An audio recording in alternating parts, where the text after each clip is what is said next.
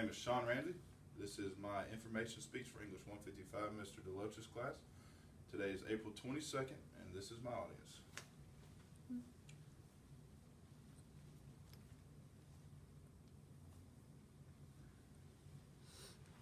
Plus camera girl.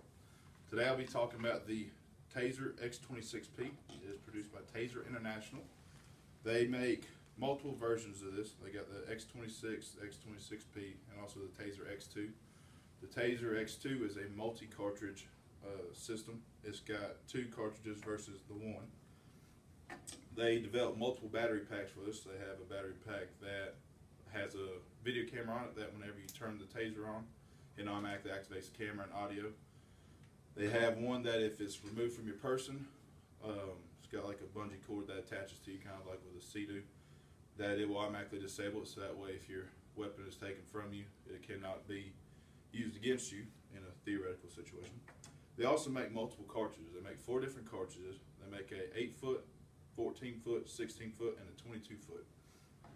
Each one of them has their own applications. We here in Animate Health, we use the 12-foot. With the close hallways, it helps prevent having overshooting or not having a long enough distance. The taser itself has multiple modes. It has a flashlight only mode, it has a flashlight and a laser mode, and it has a laser only mode, or it can also be off. This is considered a conducted electrical weapon. It's also listed as an intermediate weapon.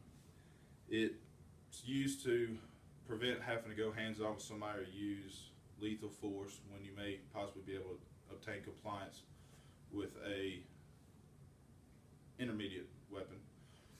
It uses a charged electrical current, as you can tell by sparking it. It uses roughly 50,000 volts. With the X26P, it has a chip in here that helps to regulate your voltage to achieve neuromuscular incapacitation, or NMI.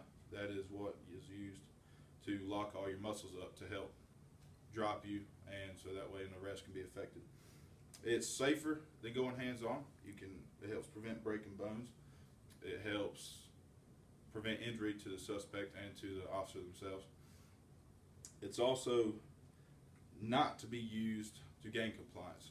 In January, the 4th Circuit Court of Appeals ruled for the lower 8 states in the Southeast that you cannot use this to gain compliance if a suspect is not an immediate physical threat to the officer or to anybody else immediately around them.